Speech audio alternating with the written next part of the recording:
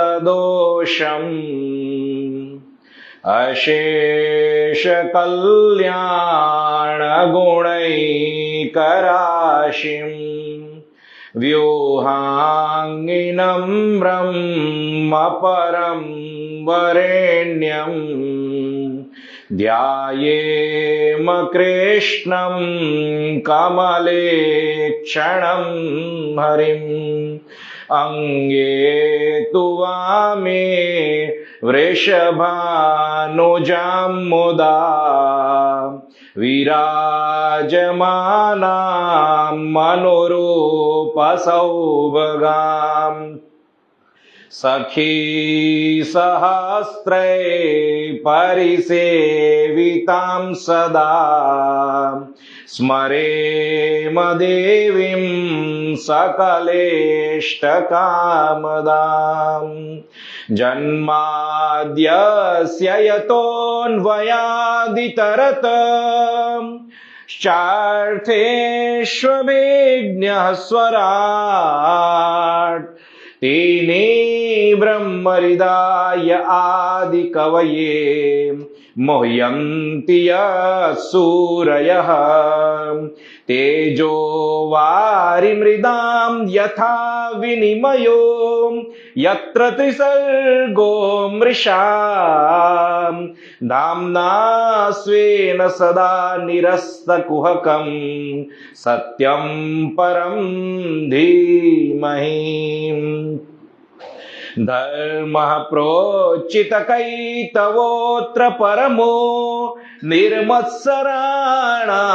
सतां वेद्यं वास्तवमत्र वस्तु शिवदं तापत्रयोन्मूलनम् श्रीमद्भागवते महामुनिकृते किं वा परैरीश्वरः सद्यो हृद्यवरुध्यते त्रिकृतिभिः शुश्रूषुभे तत्क्षणात् निगमकल्पतरोर्गलितं फलं शुकमुखादमृतद्रव संयुतं पिबत भागवतं रसमालयम् मुहुरहो रसिका भुवि भावुकाः यं प्रव्रजन्तमनुपेतमपेतकृत्यं द्वैपायनो विरहकातर आजुहाव पुत्रेति तन्मयतया तरवोऽभिनेदुं सं सर्वभूतहृदयं मुनिमानतोऽस्मि यः स्वानुभावमखिल श्रुतिसारमेकम् अध्यात्मदीपमति तितीर्षतां तमोन्धम् संसारिणां करुणयाः पुराणगृह्यम् तं व्याससूनुमुपयामि गुरुं मुनीनां नारायणं नमस्कृत्य नरं चैव नरोत्तमं देवीं सरस्वतीं व्यासं ततो जयमुदीरयेत् ततो जयमुदीरयेत् नमः परस्मै पुरुषाय भूयसे सदुद्भवस्थान निरोधलीलया गृहीत शक्ति तृतीयाय देहिनाम् अंतर्भवायानुपलक्ष्य वर्त्मने भूते महद्वीर्य इमा पुरो विभो निर्माय शेते यदमोषु पुरुषः भुङ्क्ते गुणान् षोडश षोडशात्मकः सोऽलङ्कृशिष्ट भगवान् वचांसि मे सच्चिदानन्द रूपाय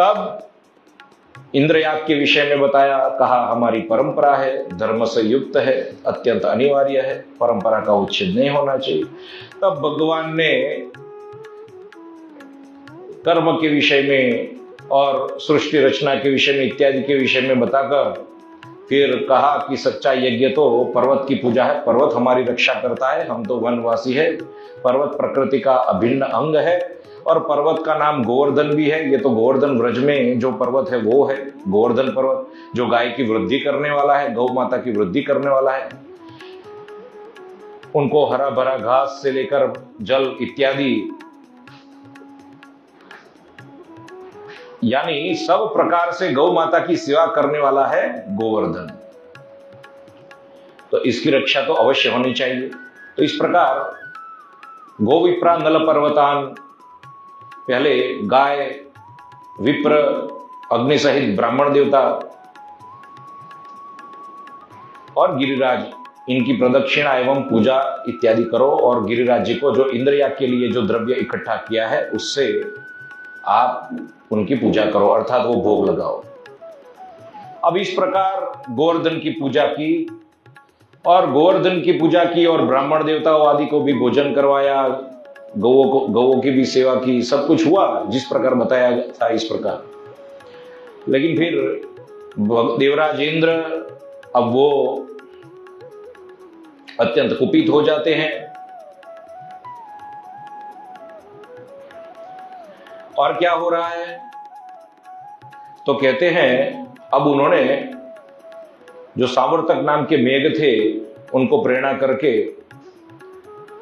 प्रलय जैसी स्थिति उत्पन्न कर दी, अर्थात गोकुल में इतनी बाढ़ आ गई कि अनेक बछड़े गौ इत्यादि बह गए। तब जाकर फिर वो भगवान की शरण में जाते हैं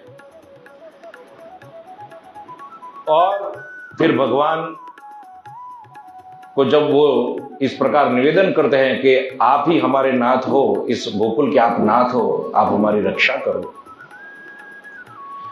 तब भगवान अब जो लीला करते हैं उसके विषय में हम सत्संग करेंगे। आगे कहते हैं कि जब भगवान ने कहा कि मैं अब जो इंद्र है जो अपने आप को त्रिलोक का स्वामी मानता है तो उसका मैं मान भंग करूंगा, उसका वो मैं अभिमान हरण करूंगा, और इसलिए आगे श्लोक में कहते हैं सुखदेव जी क्या कह रहे हैं। तब भगवान ने क्या किया, भगवान क्या कहे, नहि सद्भाव युक्तानाम सुराणाम ईश विस्मयः मत्व सताम मानभंगः प्रशमायोपकल्पते। क्या कहा भगवान ने कि मुझे आश्चर्य लग रहा है। क्या आश्चर्य कि सद्भाव से युक्त होने के पश्चात, यानी इंद्र देवता जो है सद्भाव, यानी यहां पर भक्ति भाव का अर्थ होता है। भक्ति भाव कैसे उत्पन्न होता है तो कहते हैं सत्व गुण से उत्पन्न भक्ति भाव। मनुष्य सामान्य हम जो मनुष्य होते हैं वो रजोगुण प्रधान होते हैं, लेकिन जो देवता है वो सत्व प्रधान होते हैं, सत्व गुण प्रधान होते हैं। तो भक्ति भाव से युक्त यदि है तो इस प्रकार की चेष्टा नहीं होनी चाहिए, इस प्रकार से इंद्र का कुपित होना ये नहीं होना चाहिए। तो कहने का तात्पर्य, अब जो देवता है विशेषतः जो इंद्र है वो सत्व गुण में स्थित नहीं है, यानी अभी उनकी जो स्थिति है वो रजोगुण प्रधान हो गए हैं। और ये देखा जाए तो ये सृष्टि के लिए अत्यंत कष्टजनक है, भयजनक है, क्योंकि हमारी जो कहते हैं भगवान कहते हैं हमारी जो बनाई हुई सृष्टि है उनमें देवता सत्व गुण प्रधान है, और उनमें भी ये देवराज इंद्र यदि ये क्रोधित होने लग गए और इस प्रकार क्रोध करते हैं तो अब तो मुझे उनका अहंकार उतारना ही चाहिए, अहंकार निर्मूलन करना चाहिए।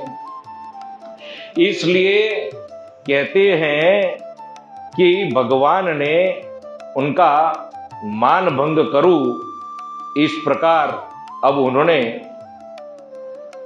निर्णय लिया।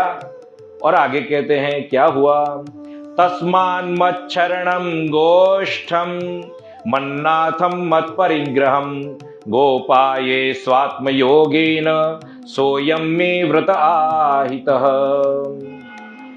देखो ये इनमें कुछ अहित नहीं करने वाले हैं भगवान। भगवान ने पहले ही कहा कि मैं उद्धार करूंगा उनका अज्ञान से और अज्ञान और अहंकार से, क्योंकि उनके बाद ही उनको शांति मिलेगी।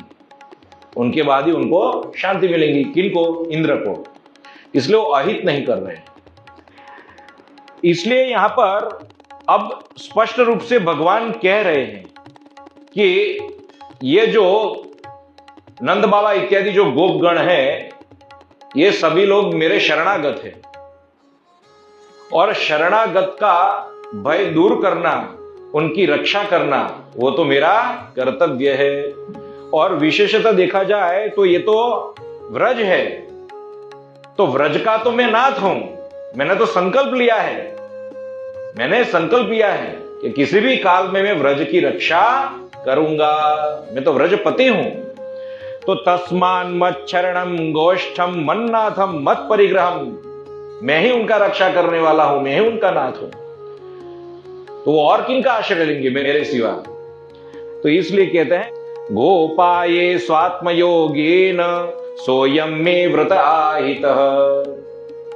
इसलिए मैं अपनी योग माया का आश्रय लेकर स्वात्म योगेन, मैं सोयम में व्रत आहितः, उन संतों की मैं रक्षा करूंगा। ऐसा मेरा जो व्रत है वो मेरी योग माया का आश्रय लेकर मैं पूर्ण करूंगा, उस व्रत का पालन करूंगा। भगवान का व्रत क्या है? भगवान का एक नाम है सत्यव्रतम। भगवान का जब जन्म हुआ यानी आविर्भाव हुआ, तब शुभदेव जी क्या कहते हैं कि सत्यव्रतम सत्य परम त्रिसत्यम सत्यस्य योनिम निहितम च सत्ये। कह रहे हैं ना, सत्यस्य सत्यम धृत सत्य नेत्रम सत्यात्मकम त्वाम शरणम प्रपन्नाः।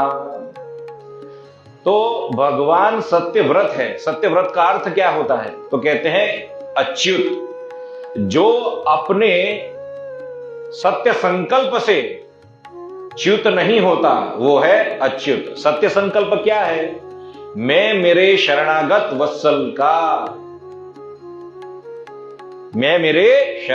भक्तों का किसी भी काल में रक्षा करूंगा। ये भगवान का व्रत है। रामचरितमानस में भी आता है, प्रणत पाल कुटुंब रघुराई। केवल एक बार प्रणाम करने पर भी जब भगवान रक्षा करते हैं, और भगवान यहां पर कहते हैं, शास्त्र में तो यह भी लिखा है कि सक्र प्रपन्नाय तवास्मेति च याचते अभयम सर्वभूतेभ्यो ददाम्ये तद्व्रतम मम। जो केवल एक बार मेरी शरण में आ जाता है, फिर उसका निर्वाह करने का दायित्व किसका हो जाता है? भगवान का हो जाता है। उसकी रक्षा करने का दायित्व भगवान अपने सिर पर ले लेते हैं। इस प्रकार भगवान अभयदाता है, शरणागत वत्सल है। और आगे कहते हैं कि इस प्रकार मैंने जो ये व्रत लिया है, उस व्रत को मैं पूर्ण करूंगा। इत्युक्त्वैकेन हस्तेन कृत्वा गोवर्धनाचलम दधार लीलया कृष्णश्छत्राकमिव बालकः। अब यहां पर देखो, ये भगवान का स्वरूप है। योग माया यानी क्या है? योग माया क्या है? भगवान की अचिंत्य ऐश्वर्य शक्ति। भगवान की अचिंत्य ऐश्वर्य शक्ति है योग माया। वो भगवान उसी योग माया का आश्रय लेकर अचिंत्य लीलाएं करते रहते हैं। अचिंत्य लीलाएं करते रहते हैं, जो सामान्य मनुष्य नहीं कर सकता। सामान्य मनुष्य नहीं कर सकता। भगवान राम ने योग माया का आश्रय लेकर लीला नहीं की है। वो मनुष्य रूप में आए हैं, और फिर उन्होंने विधिवत तप इत्यादि करके फिर दिव्यास्त्रों की प्राप्ति इत्यादि की है। विश्वामित्र वशिष्ठ आदि गुरुओं के मार्गदर्शन में विशेष रूप से तपस्या इत्यादि की, और फिर दिव्यास्त्र धारण किए। लेकिन यहां पर भगवान जो है, यहां पर भगवान ने अपनी योग माया का आश्रय लेकर मनुष्य सरीखा शरीर धारण किया और अब योग माया का आश्रय लेकर अब वो क्या कर रहे हैं, क्या कर रहे हैं? गोवर्धन पर्वत जो है उसको ऊंचका कैसे धारण किया? उन्होंने धारण किया। कैसे धारण किया? श्रीमद् भागवत में कहीं पे ये निरूपित नहीं है कि अपने कौन से श्री हस्त से उन्होंने गोवर्धन पर्वत धारण किया, लेकिन ब्रह्मवैवर्त पुराण में स्पष्ट लिखा है बाएं, यानी अपने श्री वाम कर से, वाम कर से भगवान ने गोवर्धन पर्वत धारण किया है। तो कैसे धारण किया? क्योंकि योग माया का आश्रय लिया हुआ था। भगवान तो अकर्ता है, भगवान अकर्ता है। ये सब तो ऐश्वर्य शक्ति कर रही है। तो कह रहे हैं कि जैसे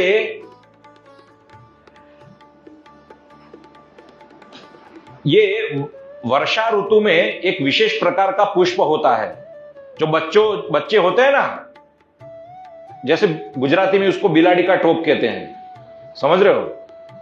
ऐसे ही उसको क्या बोलते हैं, बारिश की ऋतु में होने वाला एक पुष्प रहता है, उसको उच्छ्रिमीव ऐसा करके कुछ कहते हैं। तो उसको एक छाते की तरह बालक कैसे उठा लेता है, वैसे ही भगवान ने एक छाते की तरह, एक जैसे पुष्प होता है, एक पुष्प की तरह भगवान ने उस गोवर्धन पर्वत को अपने हाथ में धारण कर लिया, यानी पृथ्वी पर से उचक लिया। बोलो गोवर्धन नाथ की जय, गिरिराज धरण की जय। और इस प्रकार भगवान ने जो लीला की है, अब आगे कह रहे हैं। अब देखो, भगवान ने गोवर्धन पर्वत उचकने से पहले भी कहा और गोवर्धन पर्वत उचक लेने के बाद भी कहा। पहले अपने व्रत के विषय में, संकल्प के विषय में बता दिया कि मैं साक्षात भगवान हूं, मैं साक्षात भगवान हूं और ये मेरा कर्तव्य बनता है। और अब क्या कह रहे हैं? अथाह भगवान गोपान हे अम्ब तात व्रजौकसः, हे अम्ब तात व्रजौकसः यथोपजोषम विशत गिरिगर्तम सगोधनाः। अब यहां पर क्या कह रहे हैं? यहां पर भी भगवान ही शब्द प्रयुक्त किया है शुकदेव जी ने। कृष्ण के लिए भगवान शब्द ही प्रयुक्त किया है। अब भगवान की जो व्याख्या है वो तो आप सभी लोग जानते ही हो, बहुत प्रसिद्ध और पुरानी जो व्याख्या है, यानी श्लोक है विष्णु पुराण में। भगवान शब्द वस्तुतः किनको कहते हैं? तो ऐश्वर्यस्य समग्रस्य करके जो श्लोक है कि 6 प्रकार के ऐश्वर्य, यश, श्री, धर्म, ज्ञान, वैराग्य और ऐश्वर्य, ये समग्र एक ही समय में संपूर्ण मात्रा में जिनके साथ हो, जिनमें हो, उनको कहते हैं भगवान।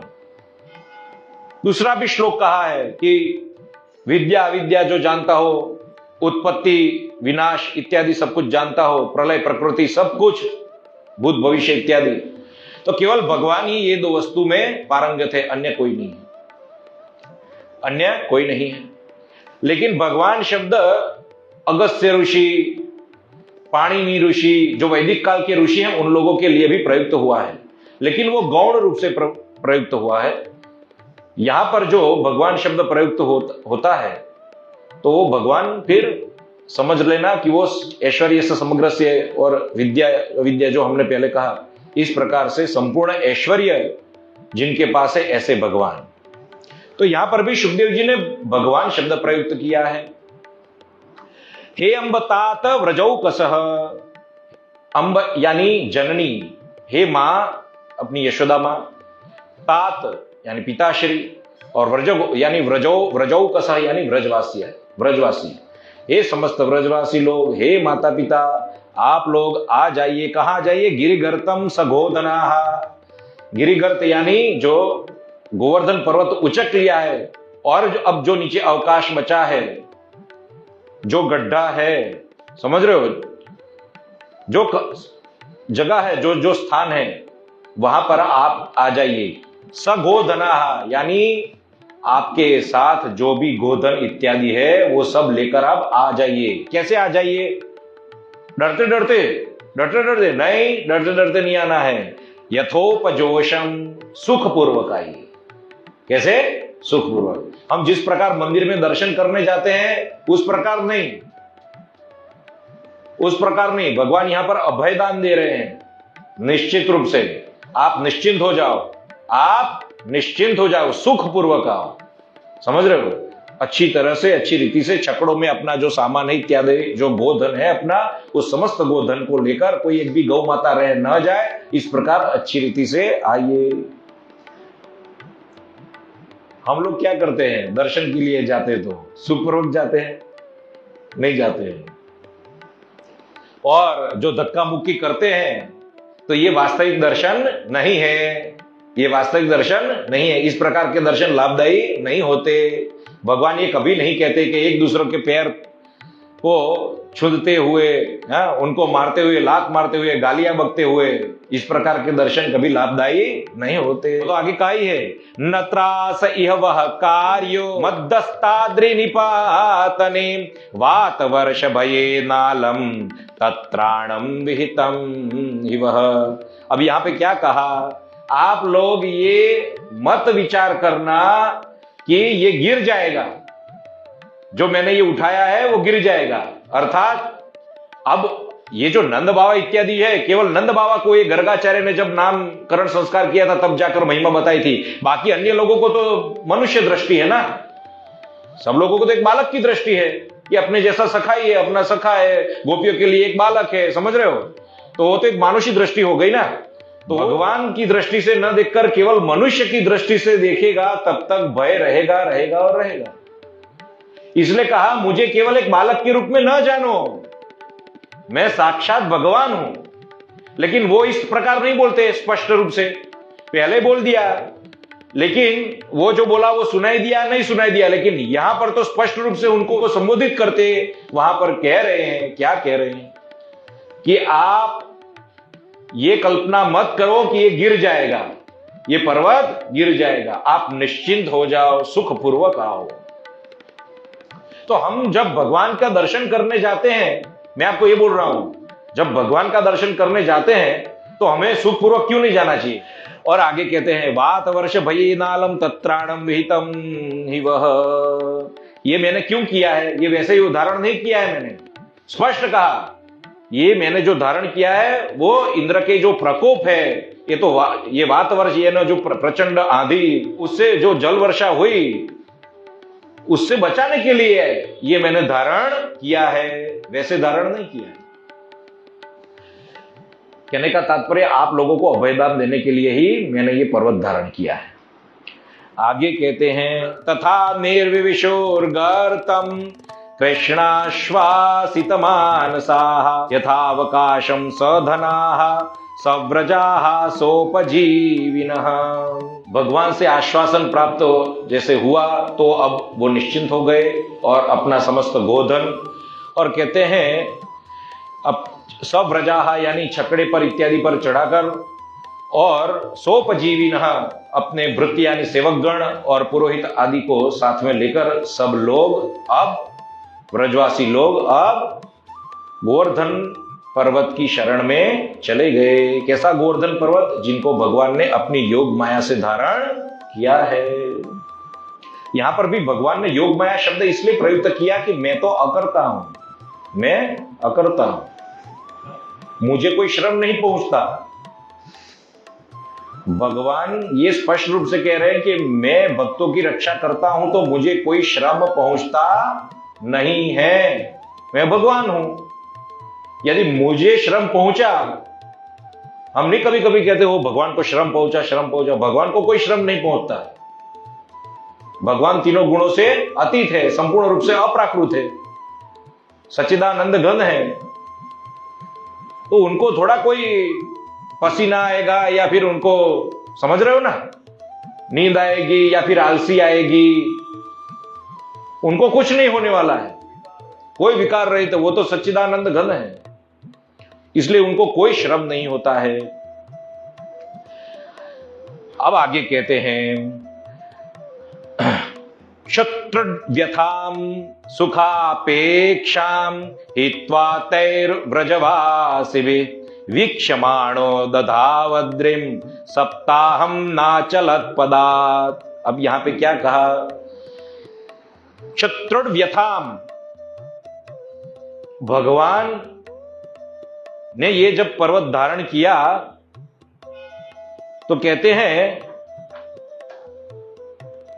सप्ताह के लिए, एक सप्ताह के लिए पर्वत धारण किया। सप्ताहम ना चलत पदार्थ, एक सप्ताह के लिए भगवान ने पर्वत धारण किया।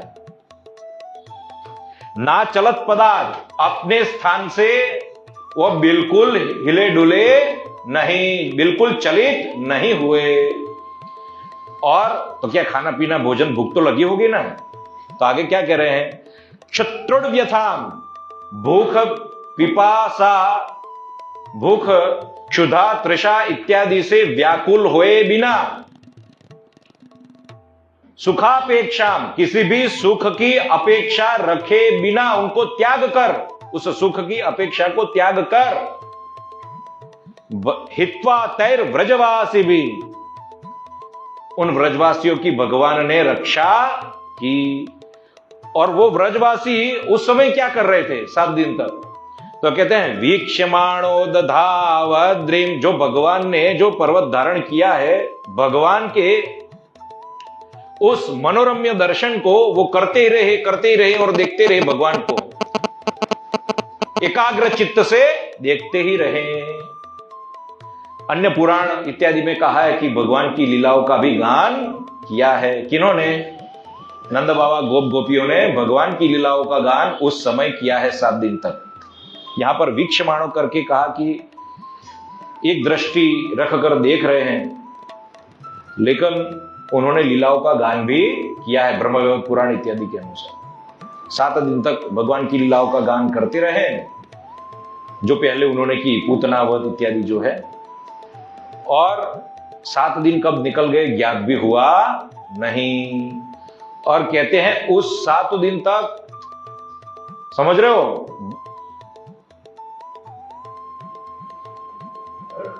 किसी को भी क्षुधा पिपासा लगी नहीं।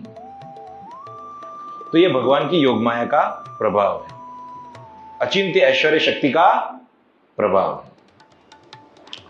आगे कहते हैं कृष्ण योगानुभावम तम निशाम्येन्द्रोति विस्मितः निस्तंभो भ्रष्ट संकल्पः स्वान मेघान संन्यवारयत। अब यहां पर क्या कहेंगे हम? ये बहुत गंभीर श्लोक है, बहुत गंभीर श्लोक। वैसे देखा जाए तो भागवत में और अन्य पुराणों में थोड़ा थोड़ा बहुत अंतर देखने को मिलेगा, लेकिन कहीं पर वो कल्प भेद समझना चाहिए। और भागवत में तो स्पष्ट रूप से जो कहते हैं कि ये समाधि भाषा है व्यास जी की, अत्यंत महत्वपूर्ण श्लोक है, बहुत गंभीरता पूर्वक लेने चाहिए, आलसी नहीं आनी चाहिए सुनने में। आवश्यक नहीं है कि आपको ये दूसरी बार श्रवण करने को मिले ऐसे श्लोक। कल क्या होने वाला क्या पता है, ये शरीर रहे ना रहे, आप लोग सभी स्वस्थ रहे ऐसी कामना, लेकिन एक एक घड़ी महत्व की है, इसलिए नींद नहीं आना चाहिए। यहां पर कृष्ण शब्द प्रयुक्त किया है। कृष्ण शब्द, कृष्ण के अनेक अर्थ होते हैं। अब यहां पर कहते हैं कृष्ण योगानुभावम तम, यानी इंद्र ने भगवान श्री कृष्णचंद्र की ऐसी योग माया का प्रभाव देखकर निशाम्येन्द्रोति विस्मितः, वो इंद्र अब शांत हो गया, इंद्र शांत हो गया और अति विस्मय, अति आश्चर्य उसको अनुभव हुआ, अति विस्मित हो गया। क्यों? क्या हुआ? जो इंद्र है वो अति विस्मित हो गया। क्यों हुआ? क्या इंद्र के सामने पहले कभी ऐसी स्थिति नहीं आई थी? नहीं, आई थी अनेक बार। क्यों? क्योंकि दानवों के सामने इंद्र लड़ता नहीं है, युद्ध करता है ना, तो कई बार उसकी पराजय हुई। दानवों के सामने, दैत्यों के सामने इंद्र की पराजय हुई कि नहीं हुई? हुई ना। तब वो कभी हाथ जोड़कर गिरा दैत्यों को? नहीं, पलायन कर गया, अंतर्ध्यान हो गया। तो कई बार उसको श्राप मिला, कई बार मुनियों की तपश्चर्या भंग हो गई। समझ रहे हो? ऐसे ही अनेक बार होता है। लेकिन इस बार यहां पर उनको आश्चर्य लगा। आश्चर्य क्यों लगा?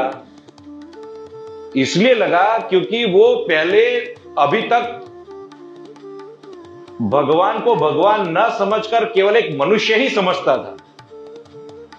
और जब ये घटना घटित हुई, योग माया का प्रभाव देखा, क्योंकि उसको लगा कि ये जो है वो और कोई नहीं कर सकता। ब्रह्मवैवर्त पुराण में तो यहां तक कहा है कि जब ये जल है इत्यादि का आंधी तूफान जो है, प्रचंड वेग, वायु, सबका प्रभाव जब निस्तेज हो गया, तब इंद्र ने अपने वज्र से प्रहार किया।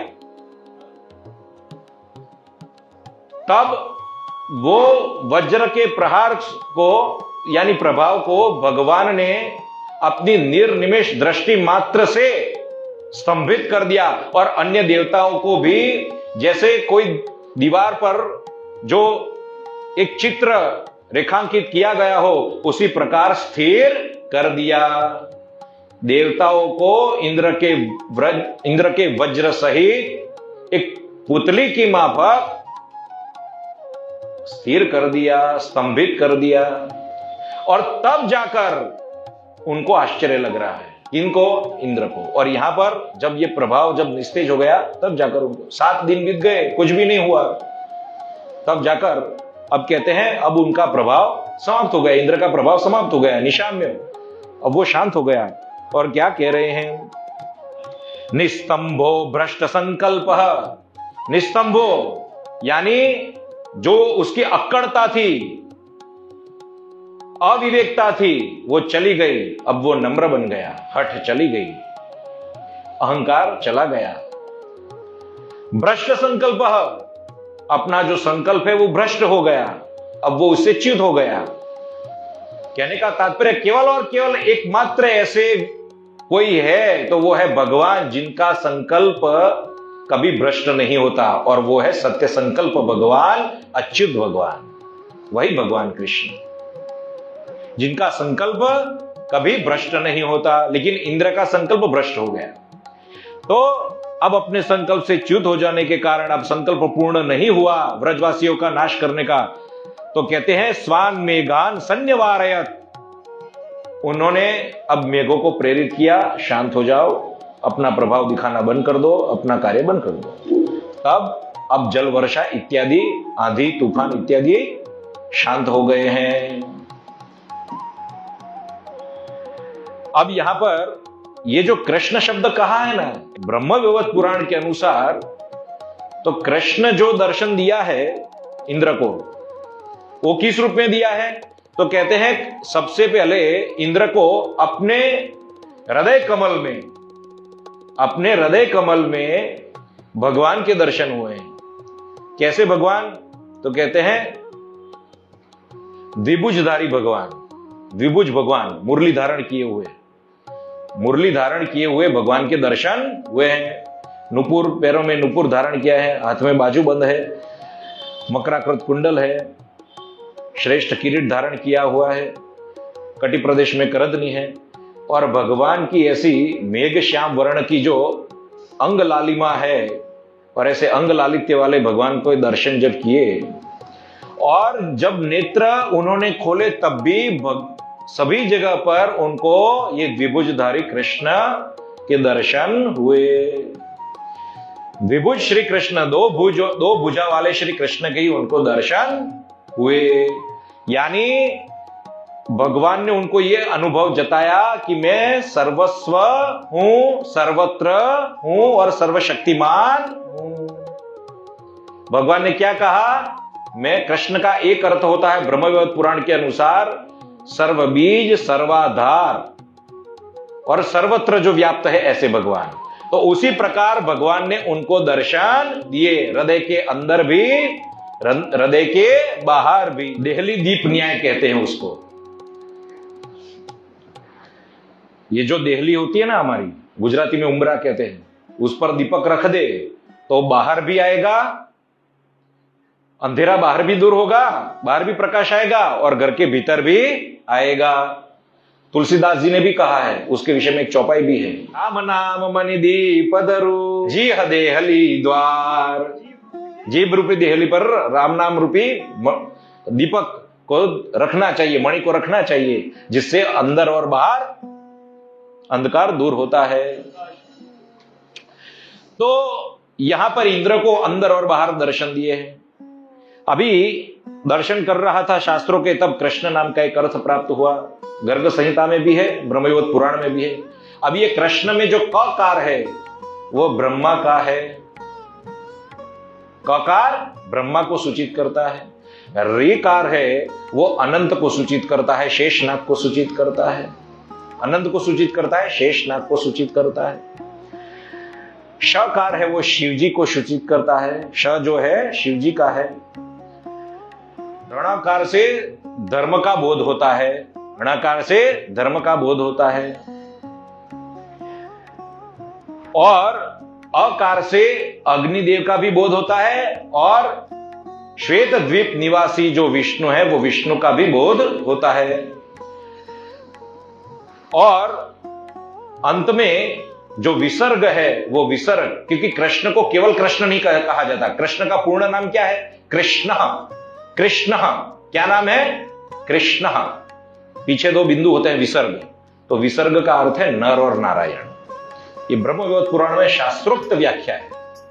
ब्रह्मवैवर्त पुराण में कृष्ण की शास्त्रोक्त अनेक व्याख्याएं हैं कृष्ण की। एक अर्थ होता है कृष, जो उपनिषद परक जो व्याख्या है वो कृष यानी सत्तावाचक, ण यानी निवृत्तिवाचक, आनंदवाचक, यानी प्राणी मात्र में, अणु अणु में जिसकी सत्ता है ऐसा कृष्ण, जो निवृत्तिवाचक अर्थात प्रदान, आनंद प्रदान करने वाला है। तो यहां पर कृष्ण के दर्शन हुए, और जब कृष्ण के दर्शन हुए तब वो ये तो भगवान साक्षात है, ब्रह्मा विष्णु महेश का नियंता है, ये तो साक्षात। और यहां पर जब शेषनाग के दर्शन के विषय में बात हुई ना, तो ये शेषनाग पर, यानी शेषनाग पर कौन विराजमान होता है? नारायण। तो ये तो यही नारायण है, ये यही नारायण है। समझ रहे हो? ये यही नारायण है। गर्ग संहिता में थोड़ा बहुत अंतर है, वहां पर जो अ है वहां पर अग्नि भगवान का कह दिया कि ये जो अग्नि को ग्रहण करता है, अथवा तो जो साक्षात अग्नि है वो है। यहां पर श्वेत द्वीप निवासी विष्णु है ब्रह्मवैवर्त पुराण में। तो और श में वहां पर नरसिंह भगवान है, और यहां पर शिव जी है। ब्रह्मवैवर्त पुराण में शिव जी है और वहां पे नरसिंह जी है। इस प्रकार थोड़ा थोड़ा बहुत अंतर है। गर्ग संहिता में एक वस्तु अच्छी दी है कि जब बारिश हो रही थी, जल वृष्टि हो रही थी, तब वो जल पुनः गोवर्धन पर्वत के नीचे न चले जाए, जहां पर भगवान अपने गोपगणों के साथ विराजमान है, वहां पर इंद्र का बरसाया हुआ जल चले न जाए, इसलिए शेषनाग ने वहां पर, बलराम जी जो है दाऊ भैया है, उन्होंने अपना शेषनाग स्वरूप धारण करके, एक दूसरा स्वरूप शेषनाग का स्वरूप धारण करके चारों ओर एक दीवार जैसा, अभेद्य दीवार जैसा बना लिया, और इसके कारण जल वहां पर नहीं गया। इसलिए इस प्रकार के दर्शन इंद्र को दिए हैं। और फिर इंद्र वहां पर स्तुति करता है, लेकिन भागवत में थोड़ा अंतर है। तो इस प्रकार भगवान के दर्शन करने के पश्चात इंद्र अति आश्चर्यचकित हो गया। अब आगे कहते हैं, खम व्यभ्रम उदितादित्यम वातवर्षम च दारुणम निशाम्यो परतम गोपान गोवर्धनधरो ब्रवीत। आकाश निर्मल हो गया, स्वच्छ हो गया, बादल चले गए, और अब सूर्य का उदय हो गया। उनकी रश्मियों, उनकी किरणें दिखने लगी। वातवर्षम च दारुणम, वो जो प्रचंड वेग था, वायु था, वो भी अब चला गया, जल का भी शमन हो गया। निशाम्योपरतम गोपान, ये सब जब शमन हो गया तब गोवर्धनधरो ब्रवीत, तब क्या कहा, गोपों से क्या कहा, गोवर्धनधारी भगवान ने क्या कहा, कहते हैं निर्यात त्यजत त्रांसम गोपा शस्त्रीधनार्भकाः उपारतम वातवर्षम व्युदप्रायाश्च निम्नगाः। क्या कहा कि अब आप निश्चिंत हो जाओ, जो होना था सो हो गया, जो पहले वातावरण था अब वो नहीं रहा, सब कुछ शमन हो गया है। आप अपने स्त्री बूढ़े बच्चे बालक सब उनके साथ अब सुखपूर्वक बाहर जाइए, शांति से बाहर जाइए। और अब ये जो नदियों का जल है वो भी बहुत कम हो गया है, इसलिए बाहर भी कोई चिंता नहीं है, बाहर भी कोई चिंता नहीं है, क्योंकि पानी चला गया है। इसका कहने का तात्पर्य गूढ़ अर्थ ये है कि उसने जिस प्रकार अपनी माया रची थी उसी प्रकार मैंने अपनी माया से सब कुछ सोख लिया है, जल बल कुछ रहा ही नहीं है। क्योंकि ऐसे ही जल, क्योंकि 7 दिन तक जल गिरा हो, 7 दिन तक जल गिरा हो और उसके बाद प्रभाव शांत हो जाए तो पानी कम होने में कितना समय लगेगा। हमारे यहां तो आप देखते हो 1-2 दिन यदि जल गिरता है तो कितना, हाँ, तो भी बहुत पानी भर जाता है। तो यहां पर केवल 7 दिन तक बारिश हुई, बराबर, और फिर उसके बाद प्रभाव इंद्र का जैसे संपूर्ण समाप्त हो गया, तो वहां पर भगवान कहते हैं अब वो पानी तो रहना चाहिए ना, पानी नहीं है, वहां पर भी भगवान ने अपना प्रभाव दिखाया है। कहते हैं नदियों का अभी बहुत गंभीर रूप से कहा है कि नदियों का पानी भी अब निशेष रहा है, बहुत कम रहा है, चिंता मत करो। इसका अर्थ वो हमें समझना चाहिए कि भगवान ने भी अपना प्रभाव दिखा दिया, देखो यहां पर अब कुछ नहीं है, बहुत कम पानी बचा है, शेष बचा है, आप अब सुखपूर्वक बाहर जाइए। बोलो गोवर्धननाथ की जय। क्यों, बस वो आज वो है सुंदरकांड, वो हनुमान जी का नित्य। आज के विषय में जो भी सत्संग था गोवर्धन भगवान के विषय में वो हमने किया, और उस सत्संग को भगवान के चरणों में निवेदित करते हुए बोलो कृष्ण कन्हैया लाल की जय। श्रीमन्नारायण नारायण नारायण, श्रीमन्नारायण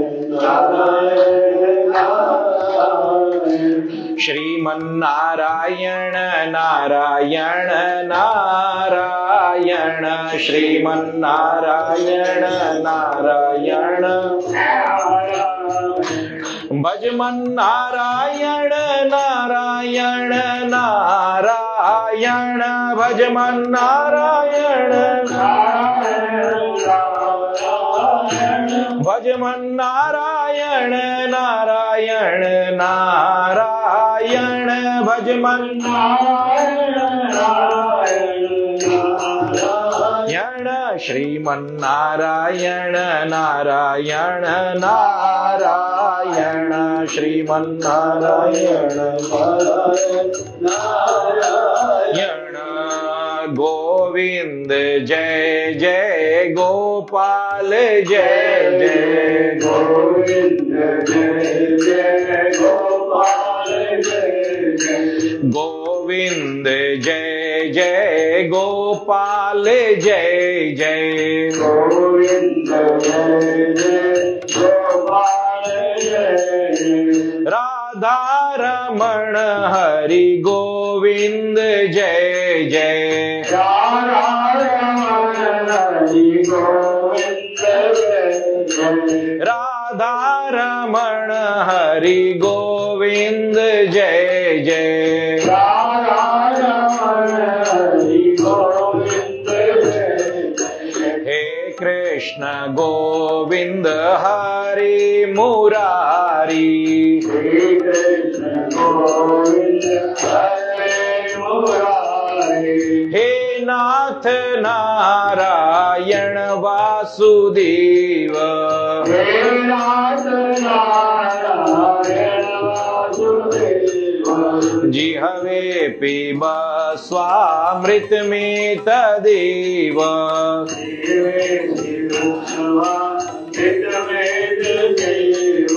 गोविंद दामोदर माधवेति, गोविंद दामोदर माधवेति,